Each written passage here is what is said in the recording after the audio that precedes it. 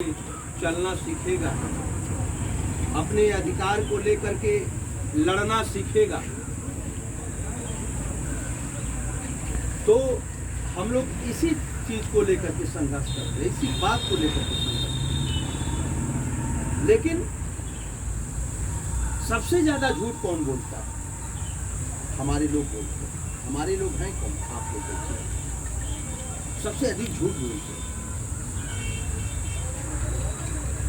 सबसे अधिक तुम्हें नींद आती है, प्यास सबसे। बताओ, मैं जब से बैठा हूं तब से बैठे ही रहता। इसलिए मुझे पता है कि जिम्मेवारी है, और जिस जिम्मेवारी को लेकर के मैं चल रहा हूं उसमें मैं थोड़ी सी भी गलती नहीं कर सकता। मैं तुम लोगों को यही समझा रहा हूं कि जो एक बहुत बड़ी जिम्मेवारी तुम लोगों को दी जा रही है, यह गरीब समाज पार्टी तुम्हें जिम्मेवारी दे रही है और तुम्हें विश्वास कर रही है कि तुम उस विश्वास के लायक हो।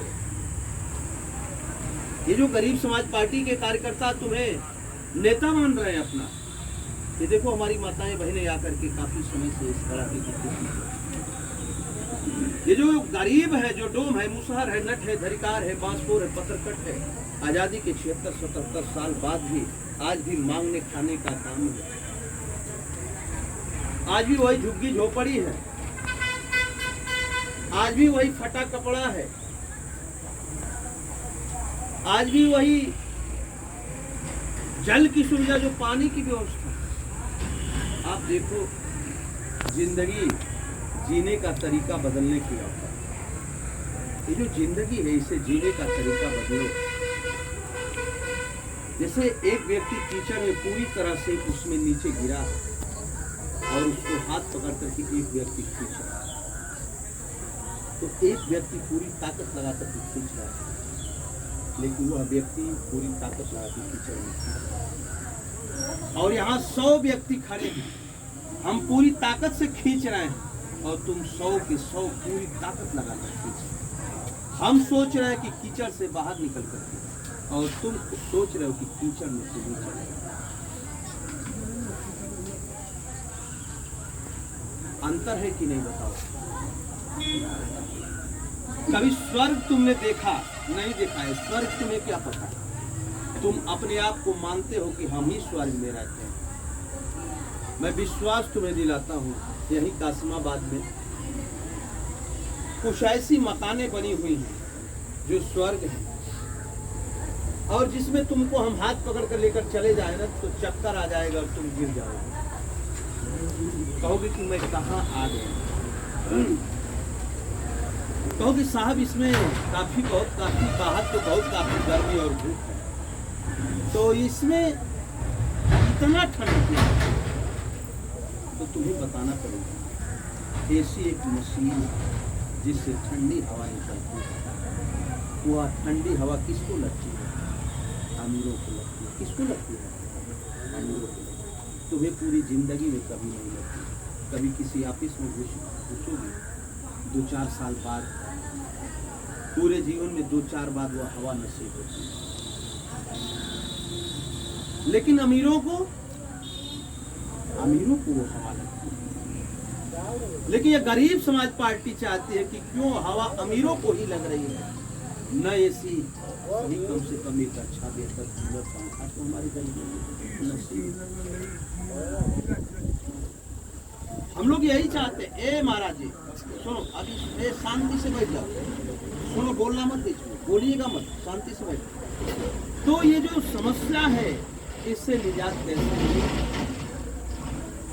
सरकार के लोग बिजली के नाम पे लाखों की आरसी कटी हुई। ये जो जमीन देख रहे हो, लोगों के पास 100-100 बीघा आज भी जमीनें हैं। ये 200-200 बीघे, 200-200 एकड़, 500-500 एकड़ आज भी जमीनें हैं।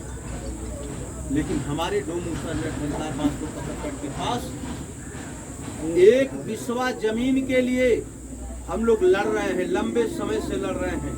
हम लोग चाहते हैं कि एक बिस्वा जमीन हम लोगों को मिले। मेरे साथियों, लड़ाई इसी बात। ये जो आवास की समस्या है, लोगों के पास 20-20 घरें हैं, वो अपने घरों में एक एक घर में 2-2 दिन रहते, एक एक दिन सोते हैं, दूसरे दिन दूसरे घर जाते हैं, तीसरे दिन। और हमारे लोगों के लिए झोपड़ी है 176-177, जहाँ देश के प्रधानमंत्री अमृत महोत्सव मना करके और बता रहे हैं कि इस देश में गरीब नहीं रह गया है। तो मैं बताना चाहता हूँ कि आज भी झोपड़ी में बताओ, जहाँ 3-3 तल्ले की बिल्डिंगों के नीचे गर्मियाँ हो रही हैं, लोग गर्मी बर्दाश्त नहीं कर पा रहे, और हमारे लोग बाल से इतनी पतली तिरपाल है जिसके नीचे जीवन यापन कर रहे हैं। बताओ कैसी काम है, कैसे जिंदगी कटेगी। इसीलिए हम चाहते हैं हमारी लोग। मेरे साथियों, ये जो जमीन को लेकर, आवास को लेकर, शिक्षा को लेकर के आयुष्मान कार्ड, बताओ गरीब मर रहा है दवा के अभाव में। एक बात सुनो, तुम्हें इस बात का गुरूर है, घमंड है, नाज है कि हम सबसे बेहतर खाते हैं, सबसे बेहतर रहते हैं, सबसे बेहतर पहनते हैं और सबसे बेहतर हम इलाज करवा लेते हैं। कभी पूरी जिंदगी में लखनऊ मेडिकल कॉलेज में इलाज नहीं कराया, सहारा हॉस्पिटल में इलाज नहीं कराया, पीजीआई हॉस्पिटल में तुम्हारा इलाज नहीं हो पाएगा। तुम्हारा इलाज कासिमाबाद के लिए हॉस्पिटल है सरकारी, तुम्हारा इलाज बहुत ताकत लगाओगे तो जाते जाते गाजीपुर मर जाओगे, गाजीपुर मर जाओगे जाते जाते। वहां तुम्हारी सोच नहीं जा पाएगी, इलाज तो कराने की दूर बात है। हम चाहते हैं कि हमारे गरीबों को बेहतर इलाज हो, हमारे गरीब इलाज के अभाव में न मरे, क्योंकि पूरी सरकारें गरीबों के नाम पे। एक बार आप लोगों को बता दूं, एक महत्वपूर्ण बात सुन लो, क्योंकि समय का भी अभाव है। ये पार्टी इसीलिए जमीन, आवास, राशन कार्ड, राशन की व्यवस्था को मैं बार बार बताता हूँ। ये 20 बीघे वाला भी 2 यूनिट राशन पा रहा है, 10 बीघा, 5 बीघे, 4 बीघे वाला 2 यूनिट राशन पा रहा है, और हमारे पास 1 बिस्वा जमीन नहीं है तो राशन 2 यूनिट मिल रहा है। बताओ 2 यूनिट में कैसे खाओगे, कैसे बच्चे रहेंगे? आने वाले दौर बहुत बुरा दौर आ रहा है। इसलिए चौधरी जी सुनो, इसलिए गरीब समाज पार्टी अगर इस समस्या से मुक्ति चाहते हो, जातिवाद से मुक्ति चाहते हो, गरीबवाद से मुक्ति चाहते हो, तो तुम्हें गरीब समाज पार्टी को आगे बढ़ाना होगा और गरीब समाज पार्टी को मजबूत करना। मेरे साथियों, एक बार एक बहुत बड़े विद्वान डॉक्टर की बैठक चल रही थी और वो अपनी बैठक में बहुत बड़ा विद्वान, वो बोल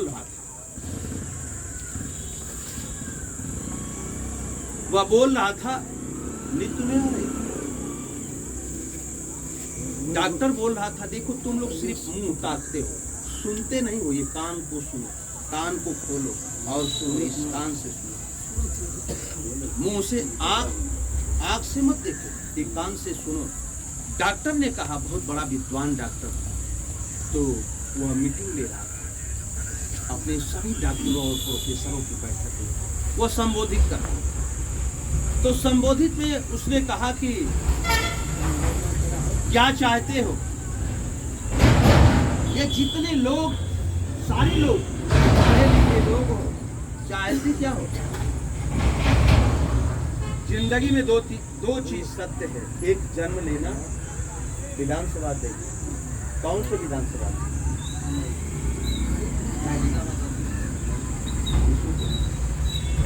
तो जानते हो, डॉक्टर ने पूछा कि बताओ मरना कैसे चाहते हो? तुम लोग इतने लोग बैठे हो, मरना कैसे चाहते हो? डॉक्टर ने सवाल किया, क्योंकि बहुत विद्वान डॉक्टर। तो उसने पूछा कि मरना कैसे चाहते हो? रोते हुए मरना चाहते हो कि हंसते हुए मरना चाहते हो?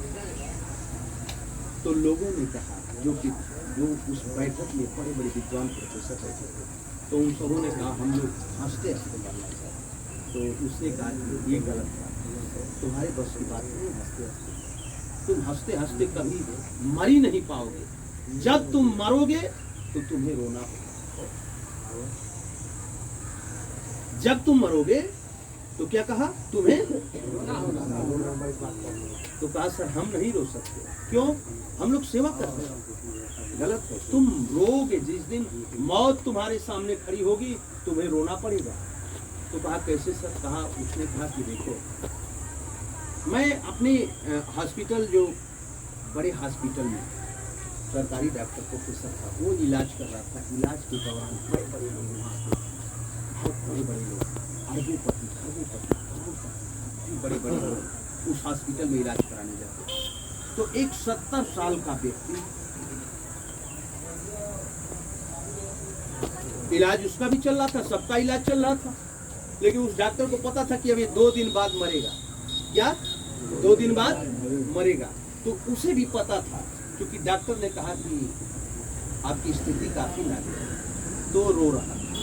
तो डॉक्टर सबको देखते हुए राउंड पे था, जब उसके पास पहुंचा तो रोने लगा। वो देख रहा है तो गया, उसको कहा कि अरे क्यों रो रहे हो भाई, क्या बात है, क्यों रो रहे हो? तो सारे लोग हंस रहे हैं, तुम रो रहे हो। अरे यार सभी लोग तो बीमार है, क्यों रो रहे हो? तो उसने कहा सर मैं इसलिए रो रहा कि मैं इसलिए नहीं रो रहा हूं कि अब मुझे मरना है, मैं रो इसलिए रहा हूं कि अब मात्र 2 दिन का समय है, अब मुझे मरना है और 2 दिन में मर जाऊंगा।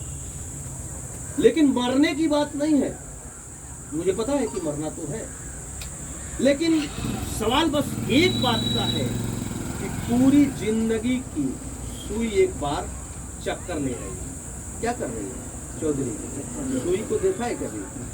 अरे देखे नहीं हो गाड़ी खड़ी, तो उसमें सुई ऐसे ऐसे चक्कर लगाती है कि नहीं लगाती? जब पूरा एक चक्कर लगाएगी तो कितना होगा? ठीक है ना? तो घड़ी की चक्कर जिस तरह लगती है सर, उसी तरह पूरी जिंदगी एक बार चक्कर लगा रहा है। कौन लगा रहा है? ये जो दिमाग है, ब्रेन है, अब वो दिमाग चक्कर लगा रहा है। मैं पैदा कहाँ हुआ? हुआ अस्पताल में। मैं जब 1 साल का हुआ, मैं 2 साल 3 साल का हुआ, 4 साल का हुआ, विद्यालय कैसे गया? 10 साल का हुआ, 20 साल का हुआ, मैं कैसे पढ़ रहा था? मेरे मित्र कौन थे? मैं फिर मित्रों से मिल पाया कि नहीं मिल पाया? जिंदगी और तेजी से रफ्तार भाग रही है, सुई और तेजी से भाग रही है। यहाँ तक मुझे देखा शादी हो गई, शादी के बाद बच्चे हो गए, मैं नौकरी, मेरे पास 1 करोड़ रुपया हो गया, गाड़ी घोड़ा बंगला हो गया, काफी मेरे पास संपत्ति, 100 करोड़ रुपया हो गया, और इतनी रफ्तार सुई चल रही है और मेरा दिमाग इतने ही डिस्टर्ब हो रहा और रो रहा, क्योंकि दौर बहुत तेजी से भाग रहा। तो कहने का मतलब ये है कि आज जो है मैं सब कुछ किया, लेकिन कोई मुझसे मिलने नहीं आ रहा है, कोई मुझसे मिलने नहीं आ रहा है। यह मेरा व्यवहार है जो मुझसे कोई मिलने नहीं आ रहा है। तो कहा क्यों नहीं लोग मिलने आ रहे हैं? तो कहा मुझे इतना गुरूर था, इतना घमंड था, इतना अहंकार था, पैसे का अहंकार था, नौकरी का अहंकार था। मैं लोगों को जब परेशान करता था तो मुझे बड़ा आनंद आता था, जब लोगों को डांटता था तो मुझे बड़ा आनंद आता था, लोगों को जब बेइज्जत करता था तो मुझे बड़ा आनंद आता था, क्योंकि मेरे पास गाड़ी घोड़ा, मेरे पास पैसे थे, मेरे पास ऐशो आराम था, मैं लोगों को गालियाँ देकर के बेइज्जत करता था, मुझे बड़ा सुकून महसूस होता। इसीलिए मुझसे कोई मिलने आ, इसीलिए मुझे रोना। अगर काश मैं सेवा किया होता लोगों की, अगर मैं सेवा किया होता लोगों की, तो आज लोग मुझसे मिलने आते तो मैं हंसता और लोग रोते। क्या कहा उसने? मैं हंसता और लोग रोते, मैं हंसते जाता और वो लोग रोते। तो मित्रों, हमारी कहने का मतलब ये है कि समय समाप्त हो रहा है। क्या भाई लल्लन जी बताओ? अब समय बीता, आपका तनी घरों देखल जाए समय।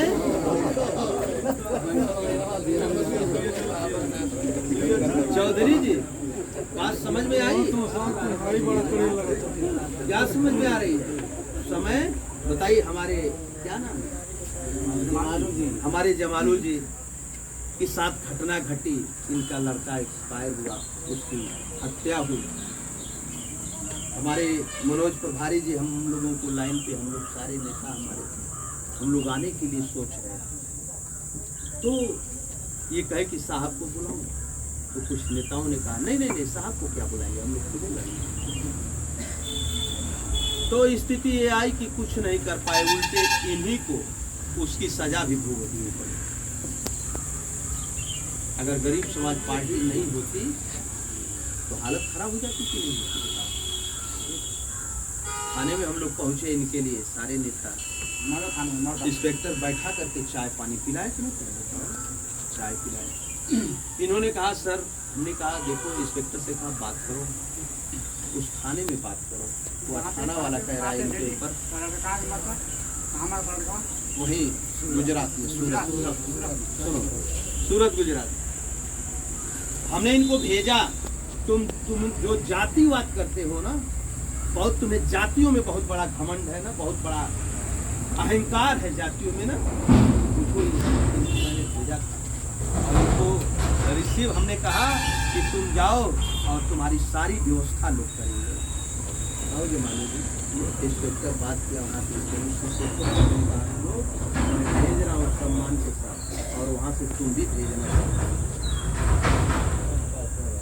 बहुत बड़ा 50 बीघे का दस्तकार ठाकुर था, इस गांव के हैं उमेश चंद्र बिहारी जी।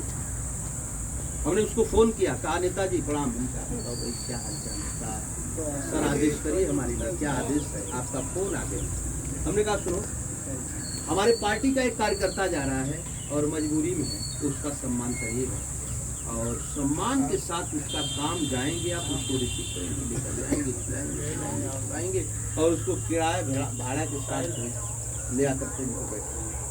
क्या भाई जमानू जी बताइए, वो ठाकुर जाति तक आपको गाड़ी लेकर आए कि नहीं, स्टेशन से आया, लेकर थाने गया, वहाँ गुजरात में काम करवाया, वहाँ से फिर इनको रात भर अपने यहाँ रोका, सुबह दूसरे वो अभी थाने वाला भी इनको दिया, ले आकर के फिर वो इनको गाड़ी पे बैठा, ट्रेन पकड़वाया, और ट्रेन पकड़वा के इनको सम्मान किया।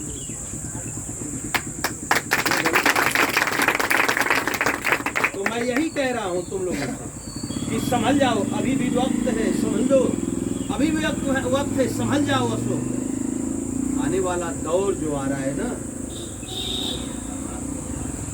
तुम उसकी परिकल्पना नहीं कर पाओगे, तुम्हारे पास उतना सेंस नहीं है, तुम्हारे पास उतना दिमाग नहीं है कि दौर आ कैसा रहा है। ये गरीब समाज पार्टी है, लोगों का सम्मान ये है ना, इनकी हालत खराब हो गई, गरीब समाज पार्टी के लोगों ने जाकर और इनकी लड़ाई को लड़ने, कौन है जो बैठा है जिसकी गरीब समाज पार्टी में लड़ाई। इसलिए साथियों, इसलिए जो है मैं ये कह रहा हूँ, देखो मैं इसलिए कह रहा हूँ कि अब दौर बहुत करीब आ गया है। ये जातिवाद, धर्मवाद, ये सारे जो वाद तुम्हें जहाँ जकड़े हो, बबलू मिस्त्री सुन लो, ये सारे समय निकाल करके और पार्टी के लिए काम करो, समय निकाल करके सम्मान पाओ। यह पार्टी एक ऐसी पार्टी है जिसमें तुम्हें प्रदेश का सम्मान दे करके और स्वागत कर रही है, सम्मान कर रही है, इसलिए तुम्हें भी अपने सम्मान और अधिकार की लड़ाई को लड़ने के लिए पूरी ताकत से तैयार होना जरूरी है। लेकिन यह पार्टी नहीं रहेगी, मैं कह रहा हूँ, तुम्हारा सम्मान नहीं बचेगा। देखिए बंद करो।